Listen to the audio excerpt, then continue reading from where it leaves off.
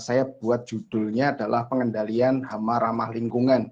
Ini sebenarnya saya sesuaikan dengan beberapa pertanyaan atau harapan dari sobat desa yang dituliskan pada daftar pada form pendaftaran gitu ya.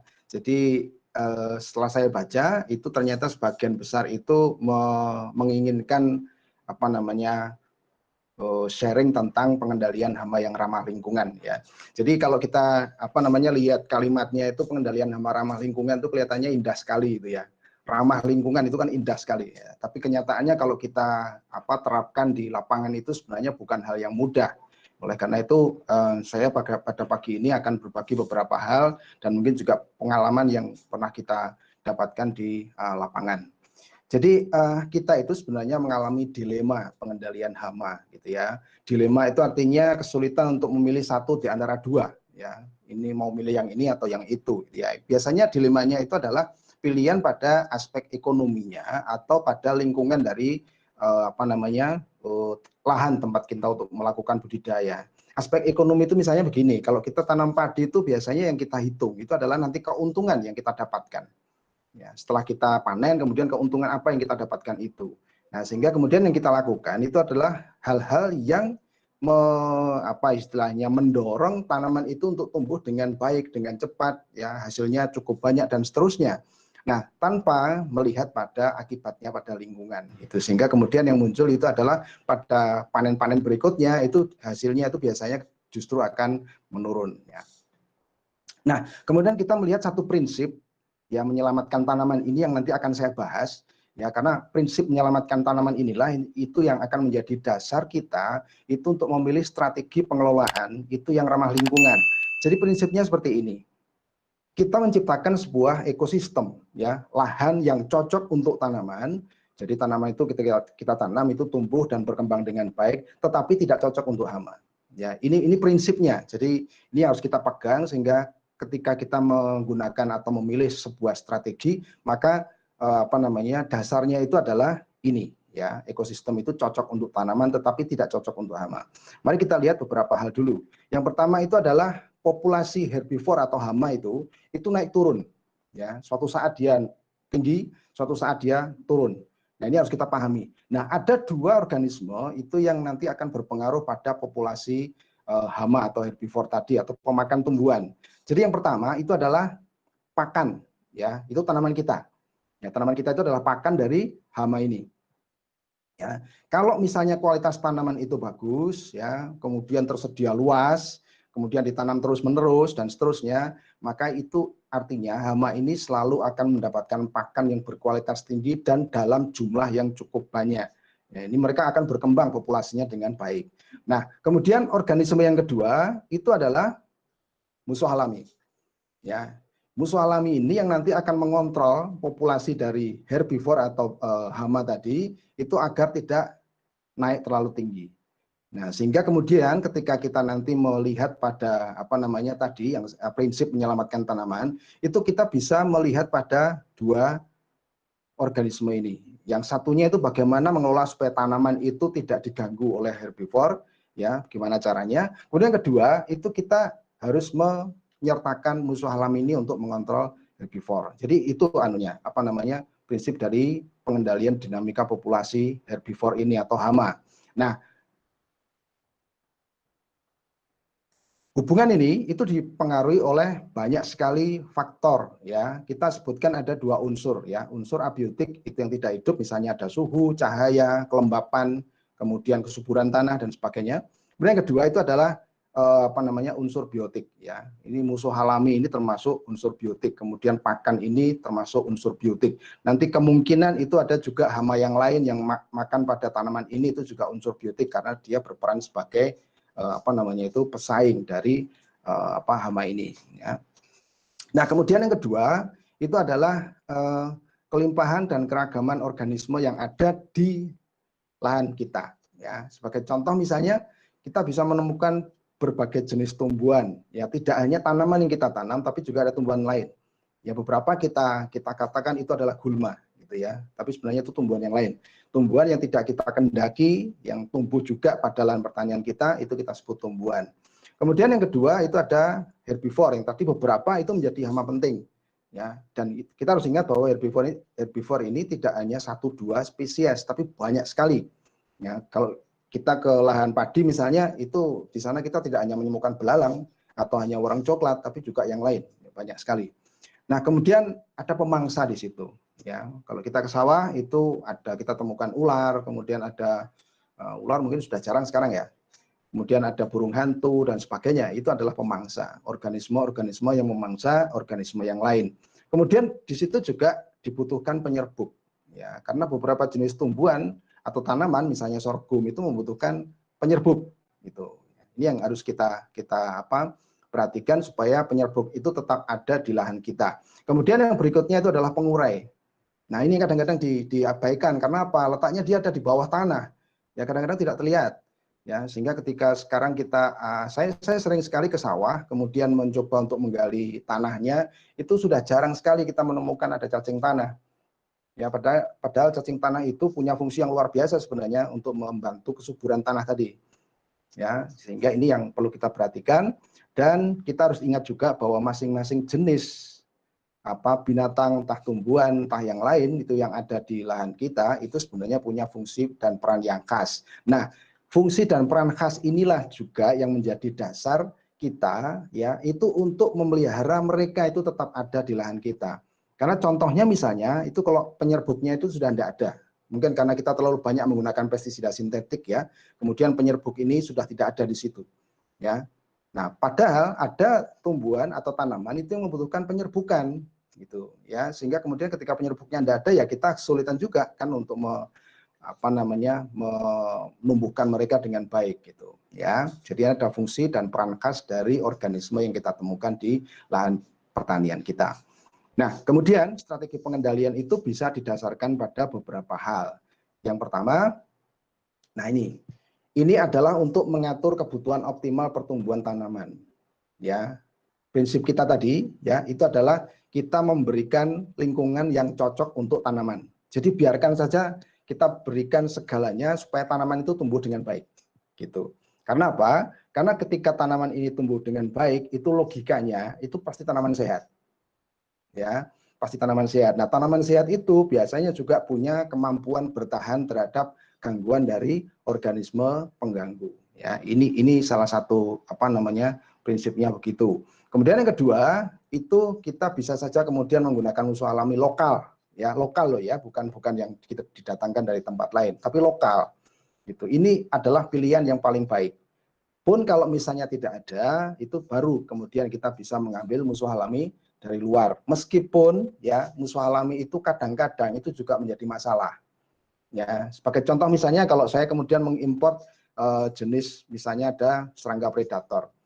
Serangga predator ini belum tentu dia bisa mengendalikan hama dengan baik, tapi ada kalanya juga predator yang kita masukkan itu bisa memangsa predator yang lain. Ya, dan itu terjadi di lapangan gitu ya, sehingga kemudian upaya kita untuk mendatangkan predator untuk menurunkan populasi hama yang seharusnya itu kita target tadi itu menjadi gagal ya, sehingga paling baik itu kalau kita menggunakan musuh alami yang lokal. Kemudian memperhatikan faktor abiotik yang tidak disukai hama. Nanti saya berikan gambarannya ya. Jadi ada beberapa jenis hama itu yang dia suka dengan suhu yang rendah. Ya, suhu yang rendah. Kelembapannya tinggi. Ya. Kemudian ada juga yang suka dengan suhu tinggi, kelembapannya rendah. Ya. Ini harus kita pahami ya, sehingga kemudian ketika kita menginginkan hama tersebut tidak ada di situ ya kita set saja, kita manipulasi saja lingkungannya supaya hama itu tidak suka ada di situ. Ya. Nah, ini adalah beberapa hal penting yang harus dipahami juga. Setelah kita tahu strateginya, kemudian kita melihat beberapa hal penting. Ya. Yang pertama itu adalah memahami jenis tanaman yang kita tanam. Ya, kadang-kadang kita istilahnya pokoknya borongan aja lah pokoknya. Yang namanya tanaman itu pasti dipupuk dengan urea. Ya. Berapa banyaknya? Ya sebanyak mungkin pokoknya. Yang penting daunnya hijau gitu kan. Biasanya begitu ya. Nah, ini kita harus tahu betul jenis tanaman apa yang kita tanam. Ya, ada beberapa jenis misalnya contohnya itu jagung. Ya, jagung itu adalah tanaman itu yang membutuhkan pasokan nitrogen ya itu dalam jumlah besar karena dia memang rakus.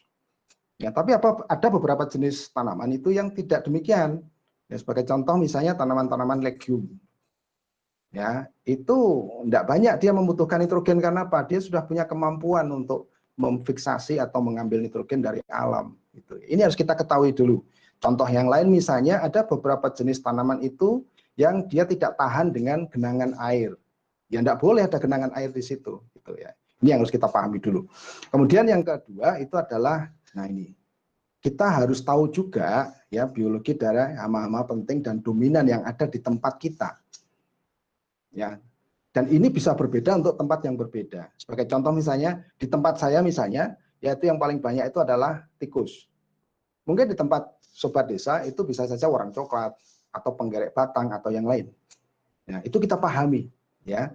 Nah, dengan cara memahami hama itulah kemudian kita mempelajari bagaimana cara mereka hidup, apa kelemahan mereka.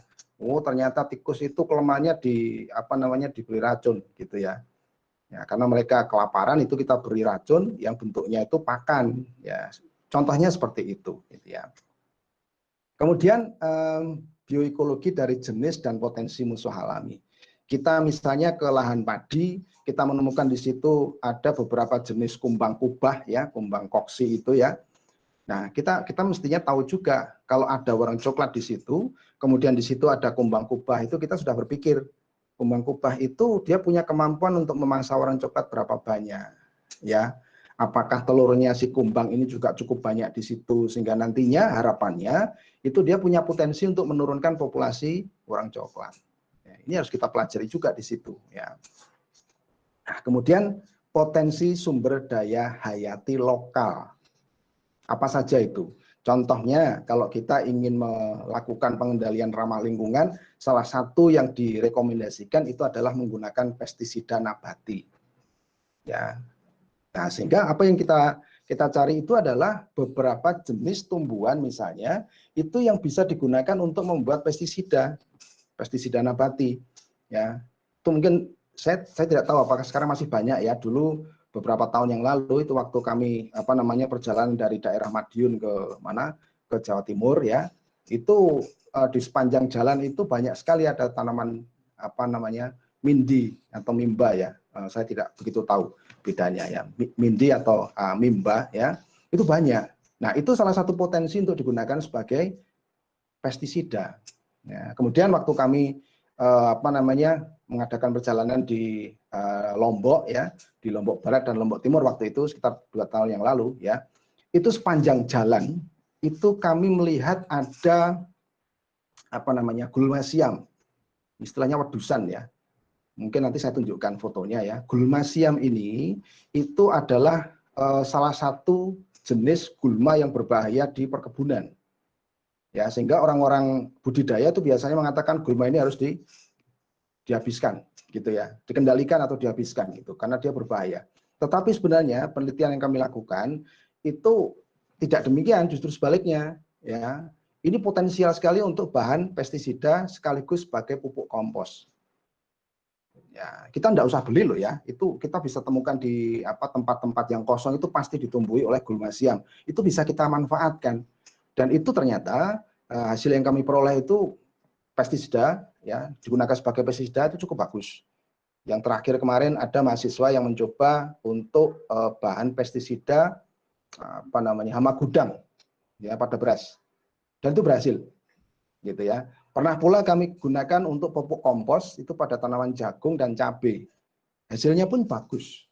Ya, sehingga ini bisa kita gunakan sebagai sumber sumber untuk pupuk, untuk pestisida dan sebagainya. Jadi itu ada 4 hal penting yang harus dipahami untuk untuk memulai sebuah strategi pengendalian hama yang ramah lingkungan ya. Jadi ada 4 ini. Nah, kemudian ini adalah salah satu contoh saja, contoh fakta yang tadi saya sampaikan bahwa setiap jenis organisme termasuk hama itu membutuhkan kondisi-kondisi tertentu ya, sehingga dia bisa tumbuh dan berkembang dengan baik. Ini contoh pada orang batang coklat. Ini hasil penelitian yang dilakukan oleh beberapa ahli itu menyebutkan bahwa lama perkembangan dari nimfa ya itu akan lebih lama pada suhu yang rendah. Ya, lebih lama pada suhu yang rendah, 28 ini dibandingkan dengan 36 derajat Celcius. Kemudian yang kedua, itu kematiannya itu justru lebih tinggi pada suhu yang tinggi. Jadi pada suhu rendah ya dia perkembangannya lebih lama, tetapi ya kematiannya lebih sedikit dibandingkan dengan pada suhu yang tinggi. Nah, kemudian yang ketiga, jumlah telurnya itu pada suhu yang lebih rendah itu lebih tinggi dibandingkan dengan suhu yang lebih tinggi. Nah, kemudian kesimpulannya bahwa orang batang coklat itu ya itu akan dirugikan berada pada suhu di atas 34 derajat Celcius. Ya, jadi dia lebih suka hidup pada suhu di bawah 34 derajat Celcius. Ini adalah hasil penelitian dan ini bisa jadi berbeda untuk daerah satu dengan daerah yang lain. Nah, ini perlu kita lihat juga sebenarnya. Nah, ini bisa kemudian kita terapkan itu misalnya begini. Biasanya kita akan menanam itu rapat ya, karena alasannya adalah ya lahan kita sempit kok ya, lahan kita sempit, kalau itu jarak tanamnya diperlebar itu jumlah tanamannya itu kan berkurang banyak gitu kan, jadi tidak menguntungkan. Nah, mari kita lihat. Nah, pada jarak yang dekat seperti ini ya itu biasanya itu suhunya akan menjadi lebih rendah. Kenapa? Karena itu ada tajuk dari tanaman yang satu ini itu akan berdempetan dengan tanaman yang lain, sehingga sinar matahari itu tidak bisa turun sampai ke lantai, ke dasar tanah gitu ya, sehingga yang terjadi adalah suhu di sini itu menjadi lebih rendah dan kelembapannya pun tinggi. Nah, ini sangat disukai oleh si orang coklat itu. Oleh karena itu kemudian ada yang merekomendasikan bahwa kemudian jaraknya itu kemudian diperlebar ya, diperlebar sehingga suhunya menjadi lebih tinggi dan kelembapannya menurun. Makanya ya itu biasanya kemudian dia akan pergi. Masalahnya adalah hal ini mungkin tidak berlaku untuk hama yang lain, karena ada beberapa jenis juga hama yang lain itu justru suka pada kondisi yang suhunya tinggi. Nah, makanya ini kemudian yang tadi saya sampaikan di depan bahwa ini harus dipelajari.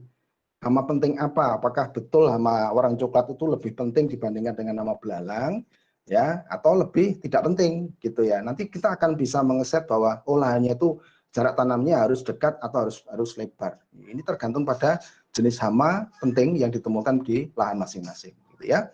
Kemudian ini adalah salah satu contoh ya ketika kita menggunakan gulma siam. Ya, ini contoh gulma siamnya seperti ini ya. Ini banyak sekali di lahan-lahan kosong itu banyak sekali didapatkan, dan ini adalah gulma, artinya gulma itu adalah pengganggu. Jadi orang-orang menganggap bahwa ini harus dihilangkan gitu ya. Nah, ini adalah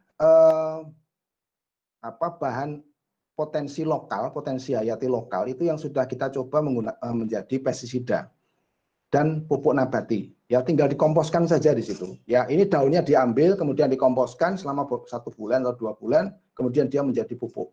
Atau daunnya ini kita kumpulkan kemudian kita ekstrak. Ekstraknya tidak terlalu sulit juga karena itu hanya mungkin di blender aja ya, di blender dicampur dengan air ya, dibiarkan semalam atau 2 malam kemudian digunakan sebagai pestisida, dan itu sudah terbukti beberapa jenis hama itu bisa dibunuh dengan menggunakan pestisida dari gulma siam. Kemudian contoh yang berikutnya, ini kalau kita berhadapan dengan hama yang namanya nematoda ya, ini bukan serangga ya, tapi nematoda. Itu biasanya banyak para ahli yang kemudian rekomendasikan untuk menanam marigold ya, bunga seperti ini ya. Ini kalau bahasa bahasa Latinnya itu tagetes ya.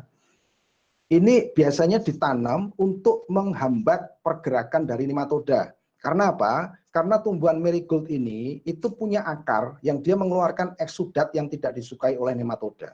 Ya, ketika ditanam ini nematoda nggak mau mendekat di situ. Nah, ketika tanaman marigold ini kita tanam di pinggir, ya di pinggir lahan kita, itu harapannya bahwa nematoda dari luar itu tidak bisa masuk ke dalam lahan kita. Ya, sebagai penghalang gitu ya. Nah, ini contoh yang lain. Ini kan tidak membutuhkan bahan-bahan yang beracun ya, sehingga ini cukup aman.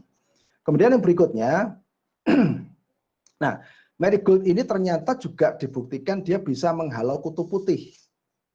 Ya, kutu putih ya, mungkin nanti Pak Suputa akan menjelaskan kutu putih itu bahasanya apa ya, saya tidak begitu paham ya, tapi dia bisa menghalau kutu putih ya. Nah, marigold ini kalau kebetulan kita punya lahan menanam satu tanaman itu yang banyak kutu putihnya, itu bagus kalau kita menggunakan marigold di beberapa tempat ya di situ. Itu tujuannya untuk menghalau supaya kutu putih itu tidak datang di lahan kita.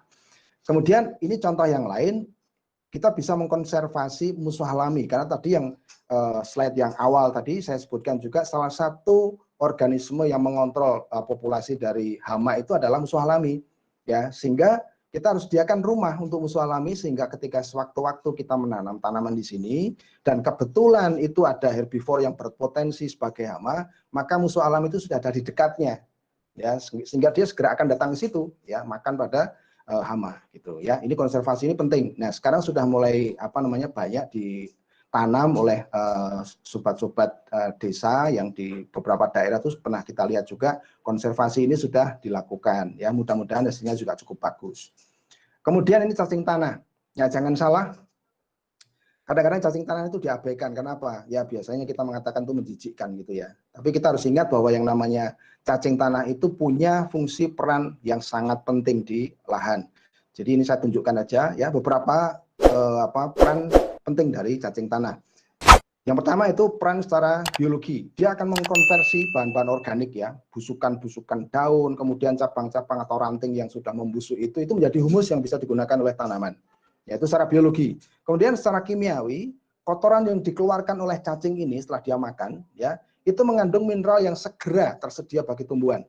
Makanya kemudian banyak orang yang sekarang itu mulai menggunakan casting namanya, ya, itu kotoran cacing sebenarnya. Itu bisa digunakan untuk pengganti pupuk dan itu mineral yang ada di dalamnya itu cepat tersedia bagi tumbuhan. Jadi menguntungkan sekali sebenarnya.